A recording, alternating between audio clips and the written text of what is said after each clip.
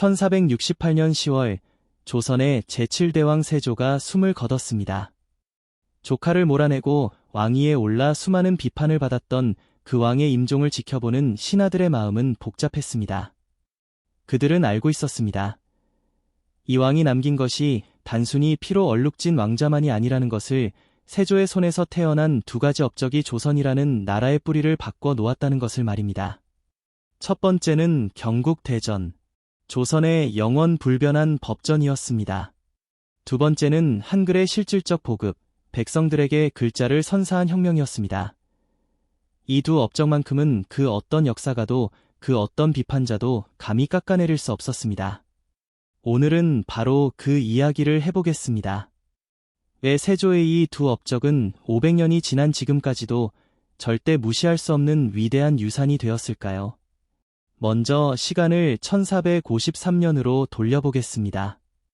계유 정난의 포화가 채 가시지 않은 궁궐에서 수양대군은 피로 물든 손으로 한 가지 다짐을 합니다. 나는 영원히 변치 않는 대법전을 만들겠다. 이 순간 세조의 머릿속에는 분명한 그림이 그려져 있었습니다. 조선이라는 나라가 개인의 감정이나 일시적인 권력 다툼에 휘둘리지 않고 오직 법에 의해서만 다스려지는 나라가 되어야 한다는 비전 말입니다.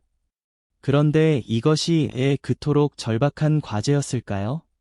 당시 조선의 법제 상황을 살펴보면 그 이유를 알 수 있습니다. 조선 건국 이후 거의 반세기가 지났음에도 불구하고 나라를 다스리는 기본 틀이 여전히 뒤죽박죽이었습니다.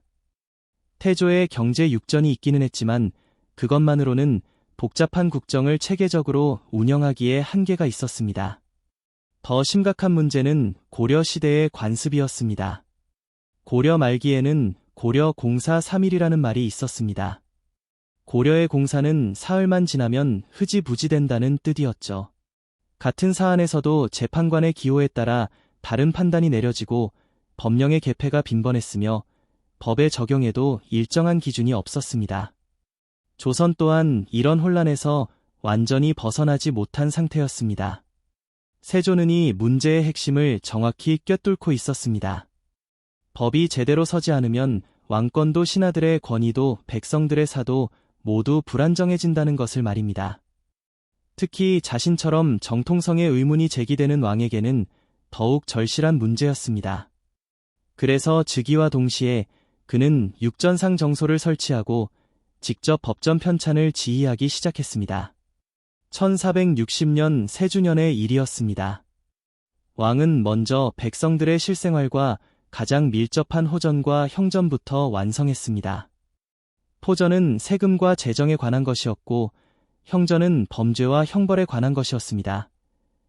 이 두 분야말로 백성들이 매일 마주하는 현실이었거든요. 세조는 이 완성된 법전에 경국대전이라는 이름을 붙였습니다. 나라를 다스리는 큰 법전이라는 뜻이었습니다. 하지만 세조의 야심은 여기서 멈추지 않았습니다. 그는 나머지 이전, 예전, 병전, 공전까지 모두 완성하여 조선의 모든 제도를 하나의 체계 안에 담고자 했습니다. 이는 단순한 법조문 정리가 아니었습니다. 조선이라는 나라의 정체성을 명확히 하고 모든 구성원이 따라야 할 기준을 세우는 거대한 프로젝트였습니다. 그런데 이 과정에서 흥미로운 일이 벌어집니다. 세조는 법전 편찬을 서두르지 않았습니다. 1467년에 전편이 완성되었음에도 불구하고 반포를 미뤘습니다. 왜였을까요? 그는 이 법전이 영세불변의 조종 성원이 되기를 원했기 때문입니다. 한번 만들어지면 후대에 함부로 고칠 수 없는 조선의 영원한 헌법이 되기를 바랐던 것입니다. 세조의 이런 신중함은 그의 정치 철학을 보여줍니다. 그는 자신이 무력으로 얻은 왕권을 후대에는 법의 권위로 바꿔놓고 싶어 했습니다. 개인의 힘이 아니라 제도의 힘으로 나라가 다스려지는 시대를 열고 싶어 했던 것입니다. 이것이야말로 진정한 왕의 비전이 아니었을까요? 결국 경국대전은 세조 사후 성종 때에 완성됩니다. 1485년 을사대전이라 불리는 최종판이 반포되었습니다. 이때부터 이 법전은 정말로 영세불변이 되었습니다. 조선왕조가 멸망할 때까지 500년 동안 기본 틀이 바뀌지 않았거든요. 이는 세계 법제사에서도 찾기 어려운 놀라운 기록입니다. 전국 대전의 위대함은 단순히 오래 지속되었다는 데만 있지 않습니다. 이 법전이 담고 있는 내용 자체가 혁명적이었습니다. 왕부터 노비까지 모든 계층이 법 앞에서는 동등하게 취급받도록 했습니다. 물론 신분제 사회였기 때문에 완전한 평등은 아니었지만 최소한 법의 적용에 있어서는 일관된 기준을 제시했습니다. 특히 놀라운 것은 이 법전이 백성들의 권리를 보장하는 조항들을 담고 있다는 점입니다. 노비에게도 출산 휴가를 주고 경제적으로 어려운 사람에게는 혼인 비용을 지원하거나 군역을 면제해주는 조항들이 있었습니다. 15세기 조선에서 이런 수준의 사회보장 제도를 법으로 명문화했다는 것은 정말 놀라운 일입니다. 또한 경국대전은 관리들의 부정부패를 막기 위한 세심한 장치들로 가득했습니다. 관리의 출퇴근 시간을 정하고 근무평가를 시행하며 친족이 같은 관청에서 근무하는 것을 금지했습니다. 세금을 횡령한 관리에게는 강력한 처벌을 내렸죠. 이는 현대 공무원 제도와 비교해도 전혀 뒤처지 않는 수준입니다. 하지만 경국대전의 진정한 혁명성은 다른 곳에 있었습니다. 바로 이 법전이 중국법의 무분별한 수입을 막는 방파제 역할을 했다는 점입니다. 당시 동아시아 세계에서는 중국의 법체계를 그대로 따르는 것이 일반적이었습니다. 하지만 조선은 경국대전을 통해 자신들만의 독자적인 법체계를 구축했습니다. 이는 문화적 자주성을 지키는 중요한 기반이 되었습니다. 경국대전이 편찬되는 과정에서 또 하나의 혁명이 일어나고 있었습니다. 바로 한글의 실질적 보급이었습니다. 세종이 1446년에 훈민정음을 반포했지만 실제로 백성들 사이에 널리 퍼진 것은 세조시대의 일이었습니다. 그런데 이 과정에서 세조는 놀라운 선택을 합니다. 유교 국가 조선에서 불경을 한글로 번역하여 보급하기 시작한 것입니다. 1461년 세조는 간경도감을 설치합니다. 불경을 간행하는 전담기구였습니다. 이때부터 대규모 불경 언해 사업이 시작됩니다. 월인석보, 금강경언해, 법화경언해, 능엄경언해 등 수많은 불경이 한글로 번역되어 세상에 나왔습니다. 유교를 국교로 하는 나라에서 불경을 이용해 한글을 보급한다는 것, 이 얼마나 파격적인 발상이었을까요? 세조가 왜 이런 선택을 했을까요? 여기에는 깊은 통찰이 숨어 있었습니다.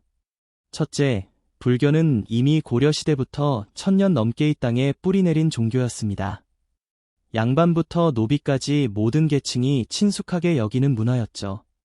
유교 경전은 양반들에게나 의미가 있었지만 불경은 모든 백성들이 관심을 가질 수 있는 내용이었습니다. 둘째, 불경의 내용 자체가 한글 보급에 적합했습니다. 복잡한 정치 이론이나 철학적 사변보다는 일상적인 깨달음과 실천적 가르침이 주를 이루었거든요. 한글을 막 배우기 시작한 사람들이 읽기에 부담스럽지 않았습니다. 또한 불경 특유의 반복적 구조는 한글 학습에도 효과적이었습니다.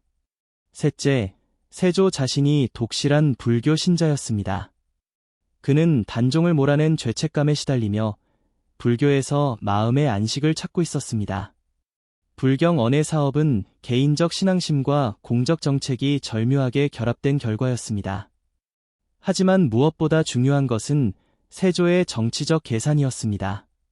한글 보급을 통해 지배층의 지식 독점을 깨뜨리고 싶어 했던 것입니다. 한자를 아는 양반들만이 정보를 독점하고 권력을 유지하는 구조를 바꾸고 싶어 했습니다. 한글을 통해 더 많은 사람들이 정보에 접근할 수 있게 되면 결과적으로 왕권이 강화될 수 있다고 판단했던 것입니다. 실제로 세조의 불경 언해 사업은 놀라운 성과를 거두었습니다. 1459년에 간행된 월인석보는 당시로서는 엄청난 베스트셀러가 되었습니다. 궁중 여인들부터 일반 서민들까지 너도나도 이 책을 구해 읽었습니다. 한글로 된 책을 읽는 것이 하나의 문화 트렌드가 된 것입니다. 세조는 여기서 멈추지 않았습니다. 불경뿐만 아니라 의학, 농업서, 실용서 등 다양한 분야의 책들을 한글로 번역하기 시작했습니다. 구급 방언에는 응급처치법을 한글로 설명한 책이었고, 산가요록은 조리법을 담은 요리책이었습니다. 이런 실용서들이 한글로 나오면서 백성들의 삶의 질이 눈에 띄게 향상되었습니다. 더욱 중요한 것은 세조가 이런 한글 보급 정책을 경국대전에 명문화했다는 점입니다. 하급 관리 채용 시험에 한글을 시험 과목으로 추가하고 삼강행실 같은 교화서를 한글로 제작하여 백성들을 가르치도록 했습니다. 또한 백성들이 관에 제출하는 서류를 한글로 작성할 수 있도록 허용했습니다. 이는 한글이 단순한 보조 문자가 아니라 공식적인 문자로 인정받았다는 의미였습니다. 세조의 한글 보급 정책에서 가장 혁신적인 부분은 편집 방식이었습니다. 당시 언해본들을 보면 놀라운 편집 기술을 발견할 수 있습니다. 원문을 제시하고 그 아래 한글 번역을 달고 다시 그에 대한 주석을 한글로 덧붙이는 다층 구조였습니다. 이는 현대의 교과서 편집 방식과도 비교할 수 있는 수준이었습니다. 또한 세조는 한글 활자 기술도 크게 발전시켰습니다. 유래자, 정축자, 갑인자 등 다양한 한글 활자를 개발하여 인쇄 품질을 향상시켰습니다. 이를 통해 한글 서적의 대량 생산이 가능해졌고 그 결과 더 많은 사람들이 저렴한 가격에 책을 구할 수 있게 되었습니다. 세조의 한글 보급 사업에서 빼놓을 수 없는 것은 교육체계의 변화입니다. 그는 한글 교육을 위한 전문 기관들을 설치하고 한글을 가르칠 수 있는 교사들을 양성했습니다. 또한 공중 여인들에게 한글을 의무적으로 익히도록 하여 상류층부터 한글 사용이 확산되도록 했습니다. 이런 체계적인 노력의 결과 시대의 한글은 드디어 민중 속으로 뿌리내리기 시작했습니다. 15세기 말에는 한글로 편지를 주고받는 것이 일반적인 일이 되었고 한글로 일기를 쓰는 사람들도 나타났습니다. 한글 소설에 효시라 할 수 있는 작품들도 이 시기에 등장했습니다. 하지만 세조의 한글 보급 정책이 처음부터 순탄했던 것은 아닙니다. 양반층에서는 강한 반발이 있었습니다. 그들은 한글을 언문즉 상놈들이나 쓰는 글이라고 편하했습니다. 자신들의 지식 독점권이 위협받는다고 느꼈기 때문입니다. 일부 유학자들은 한글 사용이 중국에 대한 사대 의리에 어긋난다며 반대하기도 했습니다. 세조는 이런 반발에 굴복하지 않았습니다. 오히려 더욱 적극적으로 한글 보급을 추진했습니다. 그는 신하들에게 한글로 교지를 내리기도 했고 중요한 정책을 한글로 설명한 유능을 발표하기도 했습니다. 왕이 직접 한글을 사용함으로써 한글의 위상을 높인 것입니다. 특히 인상적인 것은 세조가 불경 번역 과정에서 보여준 세심함입니다. 그는 단순히 한자를 한글로 옮기는 것이 아니라 당시 사람들이 실제로 쓰는 말로 번역하도록 했습니다. 또한 어려운 불교 용어들은 쉬운 우리말로 풀어서 설명하도록 했습니다. 이는 번역의 질을 높일 뿐만 아니라 한글의 표현력을 풍부하게 만드는 효과도 가져왔습니다. 세조의 한글 정책에서 또 하나 주목할 점은 지역 방언에 대한 관심입니다. 그는 각 지방의 방언을 조사하여 한글 표기법을 표준화하려고 노력했습니다. 이는 한글이 전국적으로 통일된 문자 체계로 정착하는데 중요한 역할을 했습니다. 또한 이 과정에서 우리나라 각 지역의 언어적 특성이 기록으로 남게 되어 후대의 국어학 연구에도 귀중한 자료가 되었습니다. 세조의 두 가지 업적은 서로 밀접하게 연결되어 있었습니다. 경국대전은 한글 사용을 법적으로 보장했고 한글 보급은 경국대전의 내용을 백성들에게 전달하는 수단이 되었습니다. 이 두 정책이 결합되면서 조선은 세계에서 유래를 찾기 어려운 문자 사회를 만들어냈습니다. 왕부터 평민까지 모두가 같은 문자를 사용하고 같은 법 아래에서 살아가는 사회 말입니다. 이런 변화는 조선 사회에 혁명적인 결과를 가져왔습니다. 첫째, 정보 유통의 혁신이 일어났습니다. 한글로 된 책들이 대량으로 유통되면서 지식의 민주화가 시작되었습니다. 의학 지식, 농업 기술, 요리법 등 실용적인 정보들이 계층을 가리지 않고 퍼져나갔습니다. 둘째, 법의 의식의 확산이 이루어졌습니다. 전국 대전의 주요 내용들이 한글로 번역되어 보급되면서 일반 백성들도 자신들의 권리와 의무를 정확히 알 수 있게 되었습니다. 이는 법치주의의 기반을 다지는 중요한 계기가 되었습니다. 셋째, 문화적 자주성이 강화되었습니다. 우리말과 글로 우리의 생각을 표현할 수 있게 되면서 중국 문화에 대한 일방적 의존에서 벗어날 수 있었습니다. 이는 조선만의 독특한 문화가 꽃피는 토대가 되었습니다. 넷째, 행정 효율성이 크게 향상되었습니다. 한글을 아는 하급 관리들이 늘어나면서 중앙정부의 정책이 지방까지 빠르고 정확하게 전달될 수 있었습니다. 또한 백성들의 민원이나 건의사항도 보다 원활하게 수집될 수 있었습니다. 하지만 세조의 이런 혁신적 정책들이 당시에는 충분히 평가받지 못했습니다. 그의 주기 과정에서 벌어진 일들 때문에 많은 사람들이 그의 업적을 객관적으로 바라보지 못했기 때문입니다. 심지어 후대의 사림들은 세조의 정책들을 의도적으로 편하하기도 했습니다. 그러나 시간이 흐르면서 세조의 업적들의 진가가 드러나기 시작했습니다. 전국대전은 조선이 망할 때까지 나라의 기본틀 역할을 했고, 한글은 우리 민족의 영원한 보물이 되었습니다. 특히 임진란과 정유재란을 겪으면서 조선 사회가 크게 흔들렸을 때 경국대전과 한글이라는 두 기둥이 있었기에 나라를 다시 일으킬 수 있었습니다.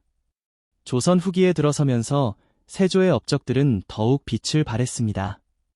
18세기 실학자들은 경국대전의 합리적 제도들을 재발견하며 개혁의 모델로 삼았습니다. 또한 한글로 쓰인 다양한 문학 작품들이 등장하면서 우리 문화의 독창성이 꽃피기 시작했습니다.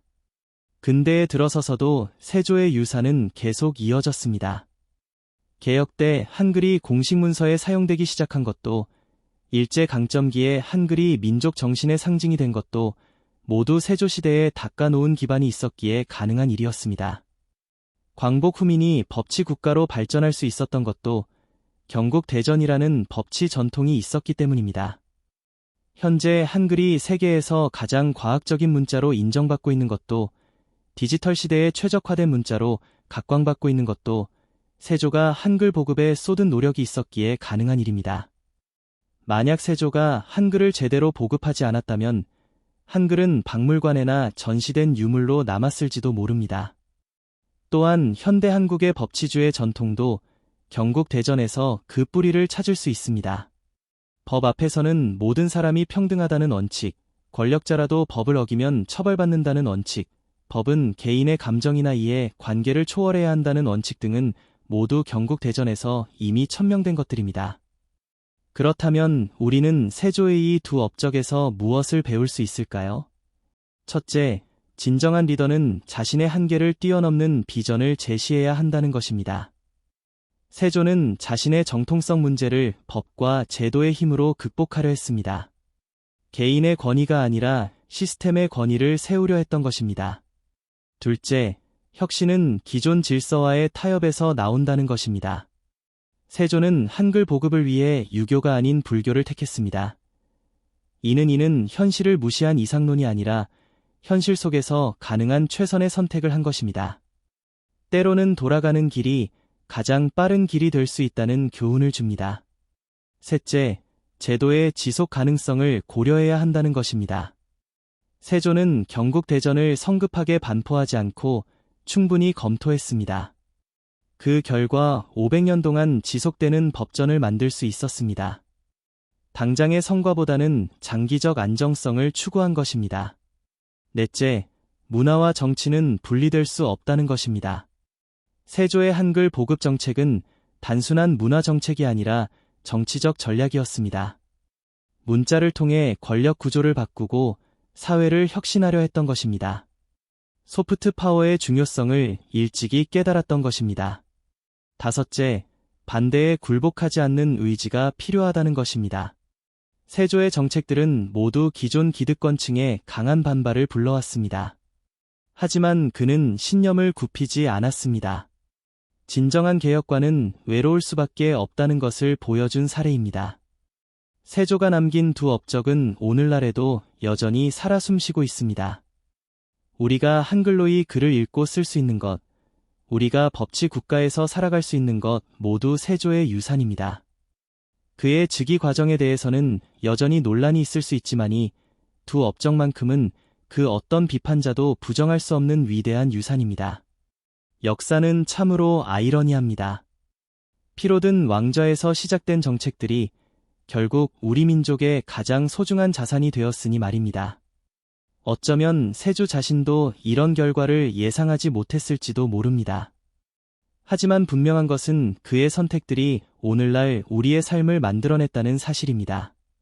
경국대전과 한글이 두 유산은 단순히 과거의 기록이 아닙니다. 현재 진행형에 살아있는 역사입니다. 우리가 법 앞에서 평등함을 느낄 때마다, 우리가 한글의 아름다움을 음미할 때마다 세조의 꿈이 현실이 되고 있는 것입니다. 그래서 세조의 이야기는 단순한 과거사가 아닙니다. 오늘을 살아가는 우리에게 던지는 질문이기도 합니다. 우리는 후대에 어떤 유산을 남길 것인가? 우리의 선택들이 500년 후 사람들에게 어떤 의미로 다가갈 것인가? 세조처럼 자신의 한계를 뛰어넘는 비전을 제시할 수 있을 것인가? 세조의 두 업적이 우리에게 전하는 메시지는 분명합니다. 진정한 위대함은 완벽한 출발에서 나오는 것이 아니라 끝까지 포기하지 않는 의지에서 나온다는 것입니다. 그리고 개인의 영광보다는 후대를 위한 터전을 만드는 것이 진정한 리더의 역할이라는 것입니다. 오늘도 우리는 세조의 유산 위에서 살아가고 있습니다. 한글로 생각하고 법의 보호를 받으며 제도의 혜택을 누리면서 말입니다.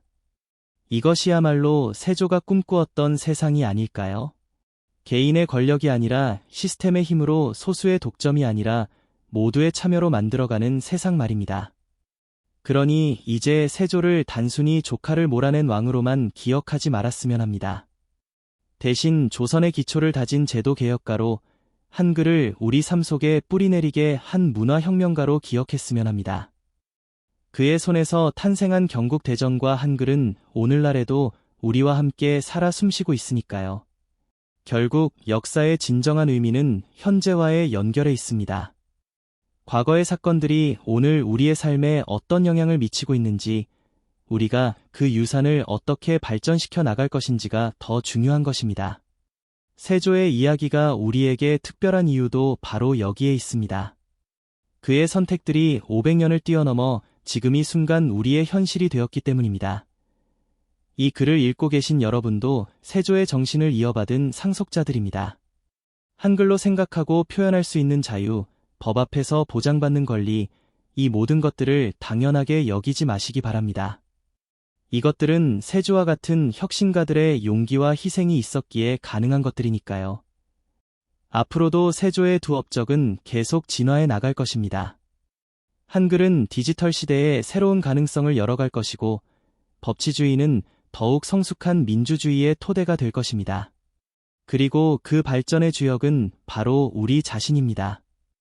세조가 1468년 숨을 거둘 때 그는 자신의 업적이 500년 후에도 이렇게 생생하게 살아있을 것이라고 상상했을까요? 아마 그는 단지 자신이 할 수 있는 최선을 다했을 뿐일 것입니다. 하지만 그 최선이 역사를 바꾸었고 우리의 현재를 만들었습니다.